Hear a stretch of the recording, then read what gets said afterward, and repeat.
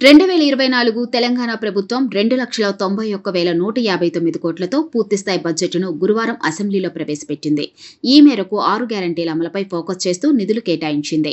Deputy CM ఆర్థిక మంత్రి భట్టి విక్రమార్క 2,91,159 కోట్లతో పూర్తి పద్దును శాసనసభలో ప్రవేశపెట్టారు. మూలధన వ్యయం 33,487 కోట్లుగా పేర్కొన్నారు. 6 గ్యారంటీల అమలుపై ఎక్కువ ఫోకస్ చేసిన ప్రభుత్వం రైతు రుణమాఫీ, రైతు భరోసా, వ్యవసాయం రంగాలకు అధిక ప్రాధాన్యం ఇచ్చింది. ఇక ఆర్థిక లోటు అంచనా 49,255 కోట్లు కాగా ప్రాథమిక లోటు అంచనా 31,525 కోట్లుగా ఉంది. రెవెన్యూ మిగులు అంచనా 297 కోట్లు. అలాగే పన్ను ఆదాయం 1,38,181 కోట్లు. పన్నేతర ఆదాయం 35,208 కోట్లు. కేంద్ర పన్నుల్లో వాటా 26,216 కోట్లు. కేంద్రం గ్రాంట్లు 21,636 కోట్లుగా పేర్కొన్నారు. ఈ ఏడాది 57,112 కోట్ల అప్పులు తీసుకోవాలని ప్రతిపాదించారు. నిజాం షుగర్స్ తిరిగి ప్రారంభిస్తామని భట్టి తన బడ్జెట్ ప్రసంగంలో వివరించారు.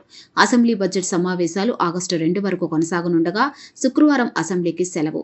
ఈ నెల 27న బడ్జెట్పై చర్చ సాగనుంది. ఇక 6 గ్యారంటీలకు నిధులు కేటాయింపులు. మహాలక్ష్మి ఉచిత రవాణా పథకం.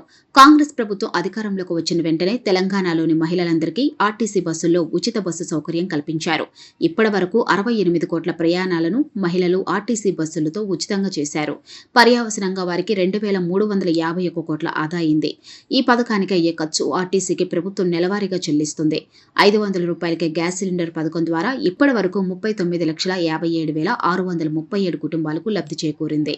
అలాగే ప్రభుత్వం ఈ పథకానికి 200 కోట్లు వెచ్చించగా ఈ బడ్జెట్లో 723 కోట్లు ప్రతిపాదించారు. గృహజ్యోతి పథకాన్ని ఏడాది మార్చి 1 నుంచి అమలు చేస్తున్నట్లు డిప్యూటీ సీఎం భట్టి విక్రమార్క తెలిపారు. ఈ పథకం జూలై 15 నాటికి 45,81,676 ఇళ్లలో వెలుగులు నింపిందని, ఈ పథకం కింద డిస్కంలకు ప్రభుత్వం ఇప్పటి వరకు 587 కోట్లు చెల్లించినట్లు చెప్పారు. ఇక ఈ బడ్జెట్లో 2,418 కోట్లు ప్రతిపాదిస్తున్నట్లు పేర్కొన్నారు. ఇందిరమ్మ ఇండ్ల పథకం ద్వారా పేదలు ఇండ్లను కట్టుకోవడానికి 5 లక్షల ఆర్థిక సాయం అందించాలని నిర్ణయించామని భట్టి తెలిపారు.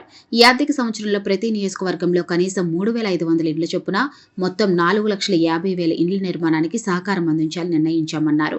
ఈ పథకం కింద నిర్మించే ఇండ్లు కనీసం 400 చదరపు అడుగుల విస్తీర్ణంతో ఆర్సీసీ కప్పుతో వంటగది, టాయిలెట్ సౌకర్యం కలిగి ఉంటాయి.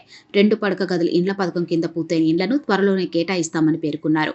ఇక 6 గ్యారంటీల అమలుకు ప్రాధాన్యం ఇవ్వడం సహా వ్యవసాయం, నీటిపారుదల రంగం, విద్య, వైద్యం, పారిశ్రామిక, ఐటీ అభివృద్ధి, విద్యుత్ రంగం, స్త్రీ శిశు సంక్షేమం, పశుసంవర్ధకం వంటి రంగాలపై సర్కార్ ఎక్కువ ఫోకస్ చేసింది.